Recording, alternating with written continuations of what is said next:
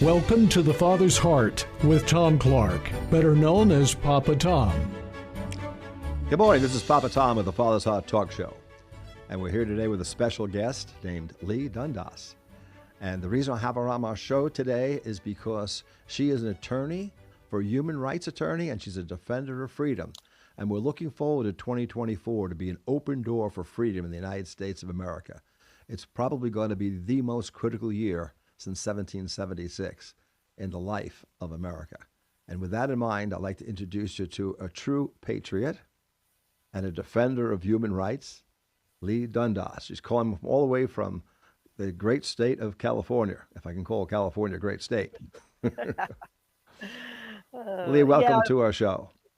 Oh, well, thank you so much for having me. It's an honor to be here, Tom. And yeah, I mean, California is a great state in so many ways. We've got some of the prettiest country that I think exists on the planet, but we also have, Governor Gruesome and political swamp that is almost, akin to a third world country nowadays. But, rest assured, there's folks like me still in California who have not yet left, who are working to turn the tide. So there you have it. Yeah. Now, you've written a book, right? I have. Just Stand Up. Is that the name of your book? It is. It is called Just Stand Up, My Fight for Freedom. You can see it behind me on the backdrop, but here's another copy. Just Stand Up, My Fight for Freedom, from the brothels of Asia to the streets of America. And it was Clay Clark. You and I met a few weeks ago at a Clay Clark event in Tulare, California. But Clay had been telling me for a couple of years now, oh, you really, really need to write a book. And, if you're going to be a speaker, you need to have a book. They go hand in hand. And so October, a year ago, I think it was now, I caught a cold the first week of October. And I thought, well, everybody's been saying to write a book, and I'm not good for much else this week with this head cold. So sat down right where you see me now in front of my computer and started typing. And 8 days later, I had a 399-page book because I typed pretty quick. That's pretty prolific. A little bit, yeah. Who knew? And I had fun doing it. So I felt like the data that I had to give was uniquely timely. I had spent a lot of the last decade working in third world countries, all of which were communist or formerly communist or may as well have been communist in Southeast Asia. And a lot of that work was against the child brothel industry. And people are constantly wondering how it is that families end up having one of their girls in a brothel. And once you do a fair bit of work in these regions, you rapidly understand that the communist regimes are a huge driver of trafficking. And it's because they reduce the level of economic prosperity so low. You're literally starving to death. Just absolutely starving. In fact, one of the first things that happened when I was working in this brothel town of 140 brothels is we'd gotten a girl to agree to do an interview like you and I are doing right now. We had taken a Christian film crew from Australia had come into the brothel, and we had asked a number of kids. They were kids. How old were they, by the way? The youngest ones, there are no lower ages. I mean, you can buy babies in these countries, but the young ones they keep behind closed doors. But the older ones, and I say older, I mean preteen, teen, and up.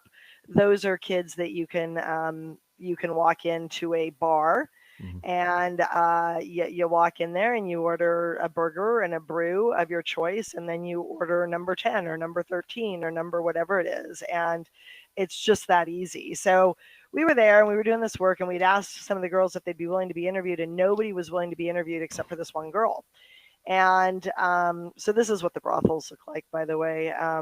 They're just little restaurant looking things, and you walk in, and that, by the way, there's teddy bears on the floor there. It's kind of blurry on my side, but little pallets on the floor and little teddy bears. And so anyway, so we're there. And this girl says she's got an hour to kill before her first meeting, which is an appointment with a John. And she comes into our hotel room, which is really just another room in the brothel, but they call it a hotel. And we've got a chair in the corner, like you see in 60 Minutes, with her face in the shadows.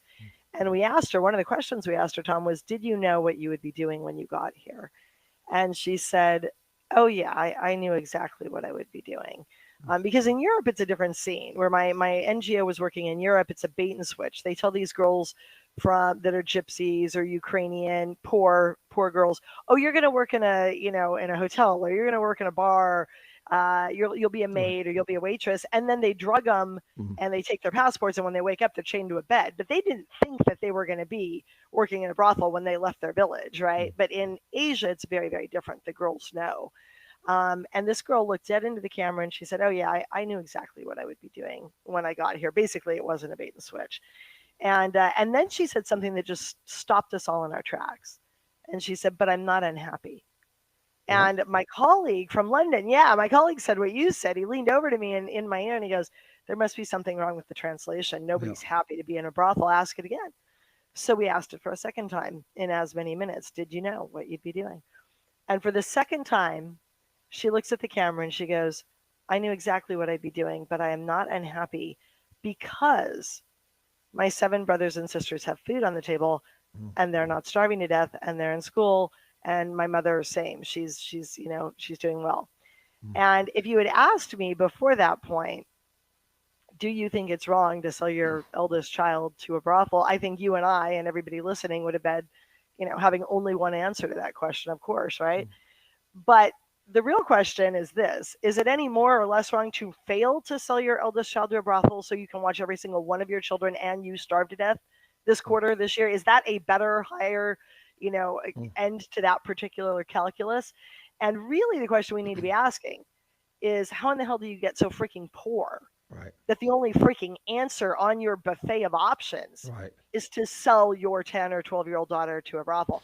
And that answer leads back to communism. And that is one of the reasons we in America right damn now need to understand what is going on, that this is a communist overthrow of our government, that it's been going on since the 50s when Khrushchev said, "I'll take America without firing a single shot. I'll destroy her from within." And they set up 45 goals to take us over. And they are more than halfway there on their goals right now. That's shocking that you mentioned that. And when you started to say it to me, what thought came to the back of my mind from my background, I guess, experience a little, but psychology is Maslow's hierarchy of needs. And when your basic needs are not being satisfied, it really drives people to do things that they would just not normally even conceive of doing. Yeah, and I think that's a cautionary note for the fact that we're walking in. I mean, I don't know if you saw that clip that's making its way around the internet, but I got served it, I think, yesterday. And Cigna and United and Anthem Blue Cross have all removed war as a covered event for you now if you get ill.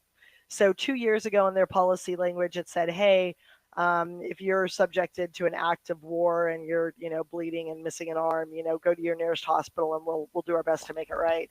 And now it's war, whether declared or undeclared, or riots or natural disasters. They don't want to cover you in the election year of 2024. And I think we need to ask ourselves, when you take that piece of data along with the backdrop of all the billionaires buying up ground in Kauai and making underground bunkers that are stocked with food for a minimum of 3 years to a maximum of 10 years, what on earth do the bigger players on the chessboard know is coming down the pike, and why are they reacting this way? And what I would say, because I know we're coming up to the end of our first segment probably here, is, if you've ever been living in a situation where you don't have access to a grocery store or electricity, and I've been experiencing this, and I can talk about it when we come back from the break.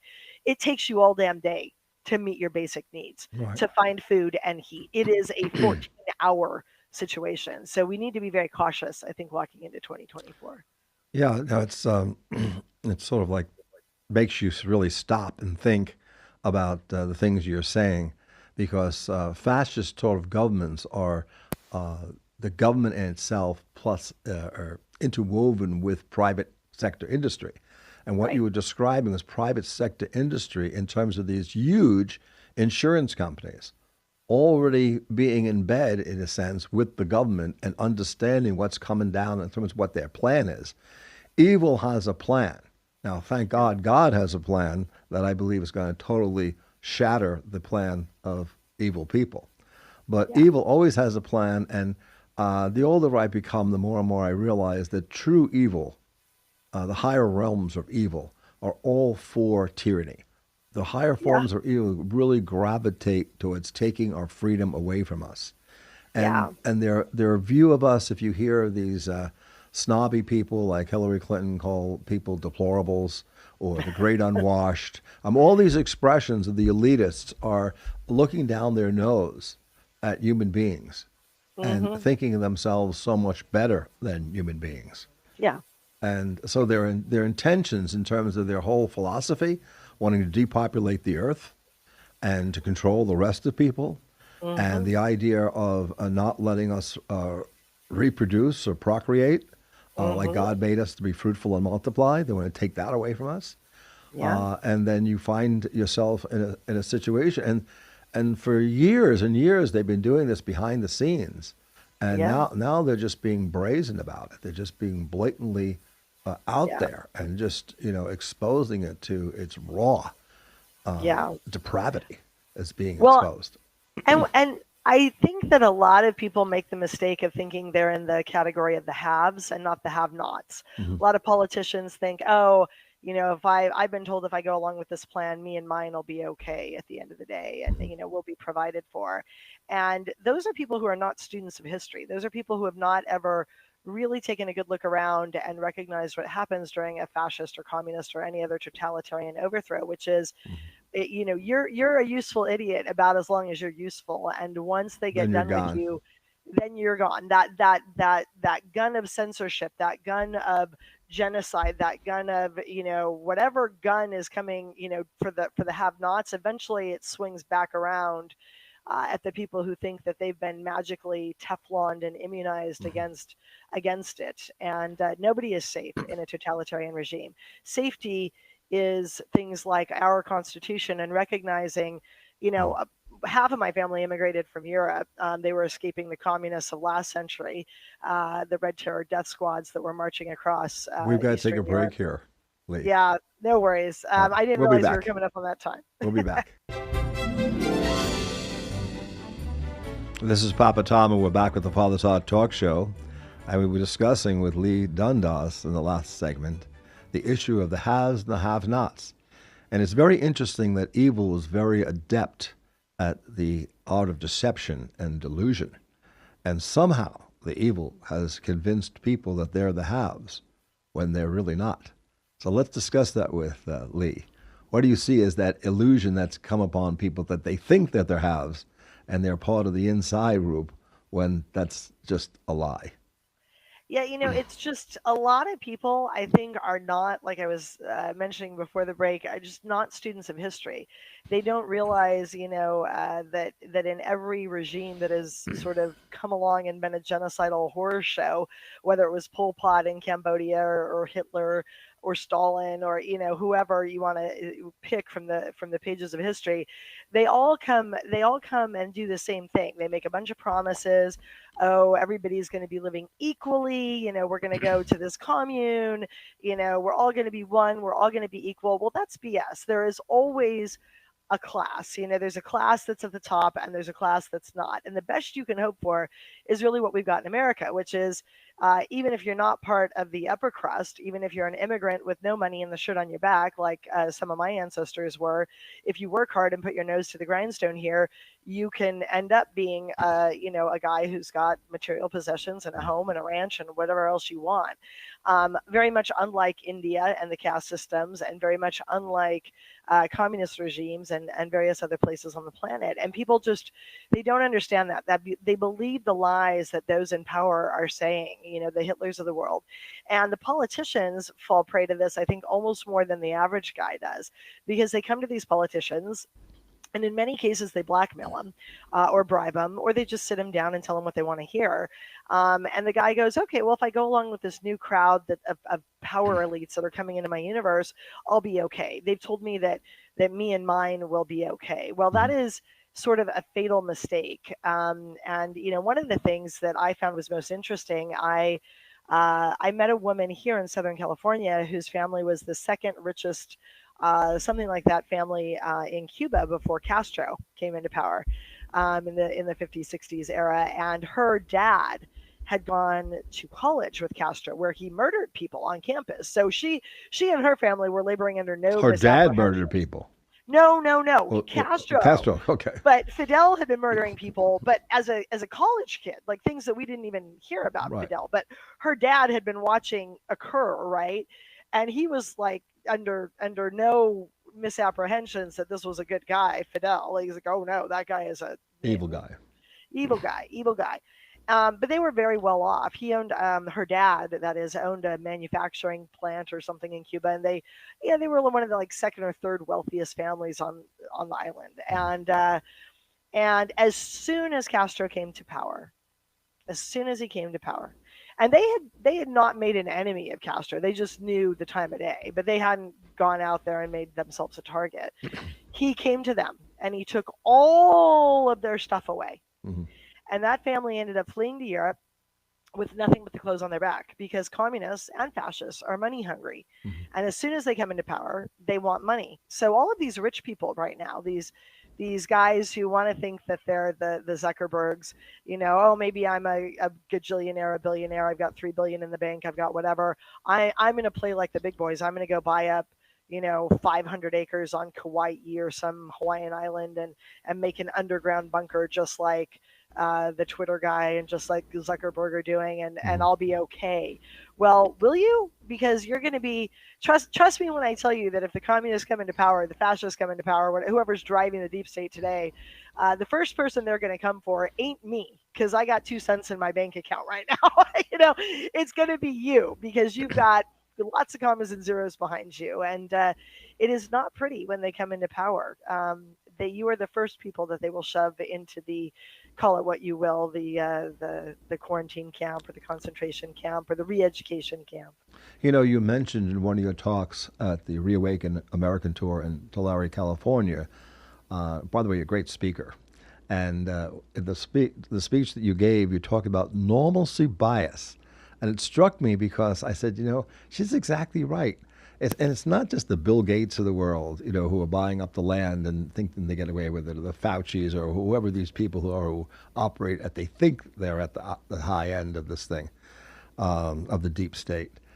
But it's the middle class person who, in their normalcy bias, they just give me my old business, just give me my business. I mean, I remember in COVID, one of the first things that struck me, in New York City, they closed 100,000 businesses in New York City. Now, these were restaurants. These were not large businesses. This were not Fortune 500 companies.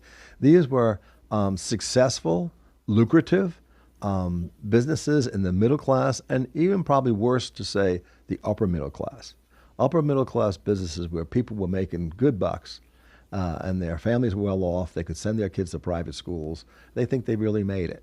And yet those are the people, I think, that are even worse to me than the billionaires, because the billionaires should show better, but there's only a few of them. But the middle class is full of millions of people that are in that middle class. Could you speak to the issue of the normalcy bias and how that affects the middle class in America? Yeah, and we'll put a pin in it, but the middle class is what really separates America and our system of government from every other country and system of government that came before, because you used to have the haves and the have-nots, and there was sort of no in between. And the middle class is really unique to America and a lot of the first world countries who've adopted a more constitutional republic style of government, and we can't afford to lose it. But going back to your question, normalcy bias or normality bias is, it's how we're psychologically wired, getting back to, the Maslow's hierarchy and psychological concepts. Normality bias is our brain being lazy and saying, I want every day to be just like the other days. So if on Tuesday morning you drop your kid at preschool and you roll down the road in Huntington Beach and you go to get your coffee and then you go to do your yoga right after that, and as you're driving down PCH this morning, all of a sudden you see a very large wave off to the side, out there in the breakers in Huntington. The first thing your brain does is goes, oh, that's a good surfing day. They said we're going to have some big storms here on the West Coast this last week. That's just a really big wave. That's all that is. That's just and maybe it's not a really big wave. Maybe it's a tidal wave. But the first thing your brain does is it goes into denial, because it's not used to seeing tidal waves here in America, right? Mm-hmm. And then, so that's the first step of normality bias. And the second step is this sort of Q&A phase where you deliberate. And your brain's looking at the wave and going, hot damn, that thing looks like a tidal wave. I mean, I've seen pictures of tidal waves and I've never seen one in real life, but it really looks like a tidal wave. And the other part of your brain that craves a normal routine and no upset of your apple cart in the middle of your Tuesday morning at 9 a.m. is going, no, it's just a really big break. You're going to see some surfers coming down the pike any second. It's fine. It's just normal.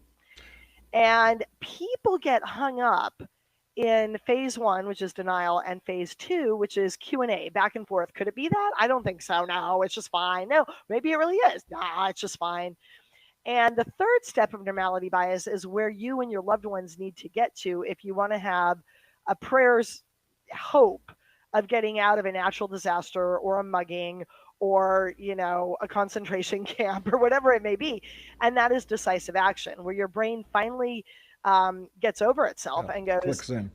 Yeah, it goes, you know what, that thing is a tsunami. And if I don't port my car toward the hills and climb a palm tree, I'm going to get swept out to sea and die, right? And that is why you see supermodels clinging to the top of palm trees in Thailand during the tsunami in whatever year it was, 20 years ago. She clung to the top of some palm tree. That was a supermodel who had a fairly good dialed in ability to get through steps 1 and 2, where people get stuck in paralysis analysis, and get to step 3, which is I need to take action. And the beautiful part of normality bias is your brain doesn't understand a drill from the real deal. So you can drill your lag time in getting through this. And that's what Navy SEALs do. The Navy SEALs, they call it the what's it called? The box test, I think. They put basically a burlap sack, a big black sack, over their head during Hell Week or one of those training regimens, and then they yank it off after some period of time, and the guy's got 1 second to analyze the room and decide if it is fine, if it's lethal threat, or if it's somewhere in between. And if it's lethal threat, he's supposed to kill it before it kills him. But if it's just a mother who's pregnant and not hiding a gun behind her burqa and her big, drapey Middle Eastern clothes, you don't want to kill a pregnant mother, but you do need to kill a pregnant mother holding a gun, right? So and he's got 1 second. And they do this over and over again. So the guy goes from being completely blind and deaf and disoriented to 1 second, lights on, you need to analyze right now correctly what the deal is. And the reason they do that is to shorten the lag time on normality bias.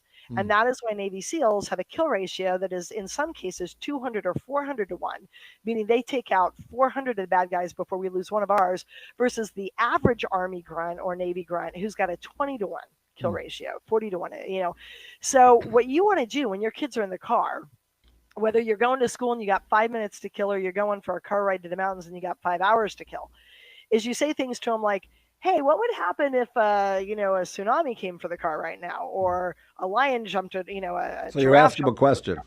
Yes, an unusual question. And they will say something like, Mom, we don't have giraffes in America. There's never going to be a giraffe jumping in front of the car on the freeway. And you say, okay, babe, you're right, probably, but humor me. What would happen if it did? What should we do? Yeah. And like I said in my speech at Clay Clark, you don't care what they say. You just care that they say something, because any plan is better than no plan. And so maybe your kid says, I don't know, we park the car and turn the flashers on, turn the hazards on. Great, babe. What else could we do? I don't know. We could take your cell phone and place a call to 911. Great. What else? I don't know. If the cell phone's dead, we could walk into that store over there and ask them for help. Again, you don't really care what their plan is. You just care that they're issue spotting and they're posing and resolving the problem in their head. And the better they get at doing this on a drill scenario basis, when it's not real life, when it actually happens, when they've got a gun to their head, God forbid, in a mugging situation, or there's a tsunami coming for them and they're surfing, or there's a lion running down the road. We'll be back in a moment.